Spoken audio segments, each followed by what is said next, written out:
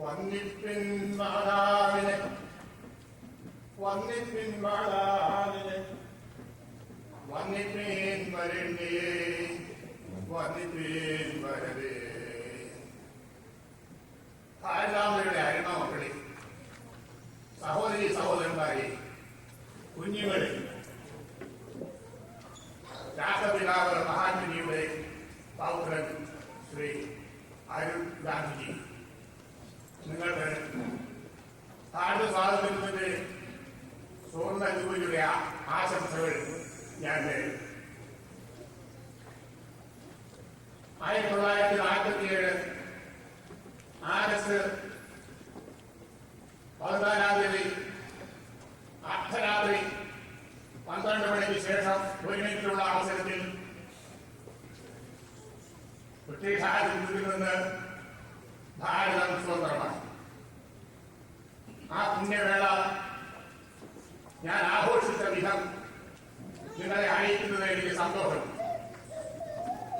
സ്വാതന്ത്ര്യ സമരത്തിൽ പങ്കെടുത്തിട്ടുള്ള എനിക്ക് ജയിൽവാസം അനുഭവിച്ചില്ലെങ്കിലും ആവേശത്തോടുകൂടി പങ്കെടുത്ത എനിക്ക് ആ പുണ്യദിനം ആഘോഷിക്കാതിരിക്കാൻ പറ്റി. അന്ന് ഞാൻ ജനിച്ചു വളർന്ന ഗ്രാമത്തിൽ വൈദ്യുതിയില്ല, ഫോണില്ല, റേഡിയോ ഇല്ല, TV ഇല്ല. പത്രം മാത്രമാണ് വിവരങ്ങൾ അറിയുന്നതിന് ഉള്ളതായ ഉപാധി. പക്ഷേ ഒരു വാച്ച് എനിക്കുണ്ടായിരുന്നു. 12 മണിക്ക് സമയം വെച്ച് കാത്തിരുന്നു. ഉണേ കൊടുന്നതായ ഗ്രാമീണ ജനതയെ നേരത്തെ ഞാൻ കണ്ടുവച്ചിരുന്നതായ പള്ളിമണി അടിച്ചിട്ട് അവരെല്ലാവരെയും ആ സുവർണാവസരം അറിയിക്കുകയാണ് ചെയ്തത്.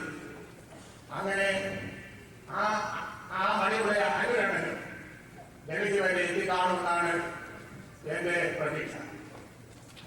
അതുപോലെ തന്നെ ആ ദിനത്തിൽ ഡൽഹിയിൽ, ബോംബെ, മദ്രാസ്, കൽക്കട്ട തുടങ്ങിയ വൻ നഗരങ്ങൾ മാത്രമല്ല, രാജ്യത്തിന്റെ എല്ലാ ഭാഗത്തും ഗ്രാമങ്ങളിൽ പോലും 15-ാം തീയതി ആളുകൾ സ്വാതന്ത്ര്യദിനം ആഘോഷപൂർവ്വം കൊണ്ടാടി. പക്ഷേ ഈ ആഹ്ലാദത്തിനും ഇന്നത്തെ അധികാരം നീണ്ടു നിന്നില്ല. വിഭജനത്തെ തുടർന്ന് ഉണ്ടായ വർഗീയ ലഹള രാജ്യത്തെ കണ്ണുനീരിലാഴ്ത്തി. അനേകായിരങ്ങൾ അഭയാർത്ഥികളായി പാകിസ്ഥാനിൽ നിന്ന്, ബംഗ്ലാദേശിൽ നിന്ന് ഇന്ത്യയിലേക്ക് കടന്നുകയറി. 40 കോടി ജനങ്ങളുള്ളതായ ഭാരതത്തിൽ അന്ന് ജനങ്ങളെ തീറ്റിപ്പോറ്റാനുള്ളതായ ഭക്ഷ്യധാന്യങ്ങളില്ല. കൂടുതൽ ഇറക്കുമതി ചെയ്ത് ജനങ്ങൾക്ക് ആഹാരം കൊടുക്കുന്നതായ ഭാഗ്യത്തിലായിരുന്നു. അങ്ങനെ ഇരിക്കുമ്പോഴാണ് അഭയാർത്ഥിയുടെ പ്രവാഹം ഉണ്ടായത്. ആ അഭയാർത്ഥി പ്രവാഹത്തിൽ പിറന്നു വീണതായ ആ ഭാരതാമ്മ വളരെയധികം ക്ലേശം അനുഭവിക്കേണ്ടി വന്നു. അവരെ തീറ്റിപ്പോറ്റുന്നതായിരുന്നു. അത് നിങ്ങളെ അറിയിക്കുന്നതിൽ എനിക്ക് വളരെ വളരെ ഉത്കണ്ഠയുണ്ട്. എന്നാൽ ഭാരതത്തിന്റെ ആദ്യത്തെ പ്രയാസങ്ങളാണ് ഞാൻ നിങ്ങളുടെ മുമ്പിൽ വയ്ക്കുന്നത്. എന്നാൽ ധീരതയോടുകൂടി നമ്മുടെ നേതാക്കന്മാർ രാജ്യത്തിന്റെ ചുക്കാൻ പിടിച്ച് മുന്നോട്ട് നീങ്ങി. അധികം കഴിയുന്നതിന് മുമ്പ് ബ്രിട്ടീഷ് സിംഹത്തെ കീഴടക്കി അക്രമരാജ്യത്തിൽ കൂടി രാജ്യത്തിന് സ്വാതന്ത്ര്യം പങ്കിട്ടുകൊടുത്തതായ രാഷ്ട്രപിതാവ് മഹാത്മജി ഒരു വർഗീയവാദിയാൽപ്പെട്ടു. പാർലമെന്റിൽ വെച്ച് പ്രാർത്ഥനയോഗത്തിൽ വെടിയേറ്റ് വീണതായ മഹാത്മജിയുടെ മൃതദേഹത്തിന് കണ്ടത് ജവഹർലാൽ നെഹ്റുവിൽ പൊട്ടിക്കരയുന്ന ചിത്രം TV ഇല്ലായതുകൊണ്ട് അതിൽ കൂടെ കാണാൻ കഴിഞ്ഞില്ല. പിറ്റേ ദിവസത്തെ പത്രത്തിൽ ജവഹർലാൽ നെഹ്റു അടുത്തിരുന്ന് പൊട്ടിക്കരയുന്ന ചിത്രം കണ്ടു. ഇപ്പോൾ ഇവിടെയിൽ മഹാത്മജിയും ജവഹർലാലും കൂടി നോൺ വയലൻസിനെ പറ്റി സംസാരിച്ചുകൊണ്ടിരുന്നപ്പോൾ എന്റെ ചിന്ത പോയത് അതാണ്. ഒരു കൊച്ചുകുഞ്ഞിനെ പോലെ തന്റെ നേതാവ് കടന്നുപോയി. പക്ഷെ അദ്ദേഹം അസ്തവീരനായില്ല. രാജ്യത്തിന്റെ ഭരണതന്ത്രം അദ്ദേഹം ശരിയായിട്ട് വിനിയോഗിച്ചു. ഞാൻ നേരത്തെ സൂചിപ്പിച്ചതുപോലെ പക്ഷേ രാജ്യത്തിൽ ഇന്ത്യക്കുണ്ടായിരുന്നതായ കമ്മിയല്ല പോയി.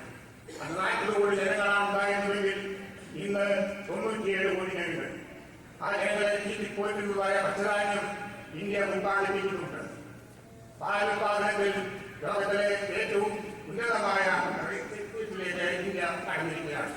ഭക്ഷ്യ സ്വയംപര്യാപ്തതയും മാത്രമല്ല അന്യരാജ്യങ്ങൾക്ക് കയറ്റുമതി ചെയ്യുന്നതിനും നാം പര്യാപ്തത വരുന്നു. നമ്മുടെ 50 വർഷത്തെ ഭരണത്തിന്റെ നേട്ടമാണ്.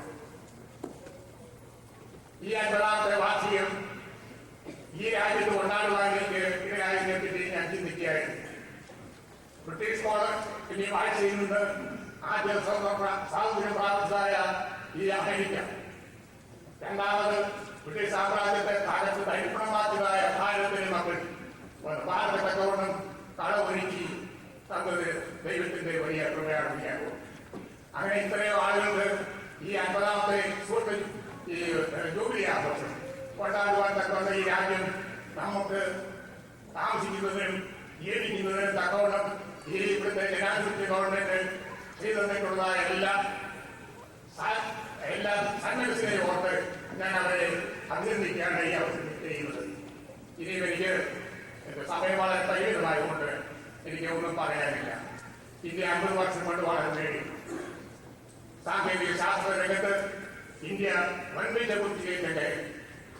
ഇപ്പോൾ ഇൻസാറ്റ് 2Dയുടെ പ്രക്ഷേപണത്തോടുകൂടി ബാഹ്യലോകത്തെ ഇന്ത്യ കീഴടക്കിയിരിക്കുകയാണ്. അതുപോലെ തന്നെ ആയുധത്തിൽ നാം വിശ്വസിക്കുന്നില്ല എങ്കിലും ആയുധ നിർമ്മാണത്തിൽ നമ്മുടെ മിസൈല് ഇന്ന് ശത്രുക്കളെ വെളിയൊളിപ്പിച്ചിരിക്കുകയാണ്. അതുപോലെയുള്ളതായ വൻ നേട്ടങ്ങൾ നമ്മുടെ രാജ്യത്തിന് ഉണ്ടായിട്ടുണ്ട്. നമ്മുടെ സംസ്കാരം, ഭാരതീയ സംസ്കാരം, അത് അക്രമരാഹിത്യത്തിൽ വളർത്തുന്ന സംസ്കാരമാണ്. അത് ആധ്യാത്മിക സംസ്കാരമാണ്. അതിന് 5000 വർഷത്തെ പഴക്കവും 5000 വർഷത്തെ സംസ്കാര പാരമ്പര്യമുള്ള ഒരു രാജ്യവും ഈ ലോകത്തിൽ വേറെയില്ല. ഭാരതവും കണ്ടുപിടുത്തം കൊണ്ട് അതാണ് ചക്രകാരന്മാർ ലോകത്തെ വെളിപ്പെടുത്തിയിരിക്കുന്നത്. ആ സംസ്കാര പാരമ്പര്യമുള്ള ആർഷഭാരത്തിൽ സദ്യകളായിരിക്കുന്നതാണ് ഈ 50ാമത്തെ ജൂബിലി ആഘോഷിക്കുന്ന അവസരത്തിൽ ഈ രാജ്യത്തോട് താമസിക്കും. ഈ രാജ്യത്തെ നല്ല പൗരന്മാരായി, ഈ രാജ്യത്തോട് കൂടുതലുള്ളവരായി ജീവിച്ച് ഇന്ത്യയുടെ പാരമ്പര്യം, ഇന്ത്യയുടെ സംസ്കാരം, ഇന്ത്യയുടെ ആധ്യാത്മികത, ദൈവവിശ്വാസം, അക്രമരാഹിത്യമുള്ളതായ വിശ്വാസം, ഇതെല്ലാം ഈ രാജ്യത്തെ ജനങ്ങൾക്ക് പറഞ്ഞു കൊടുക്കാൻ ഞാൻ കടപ്പെട്ട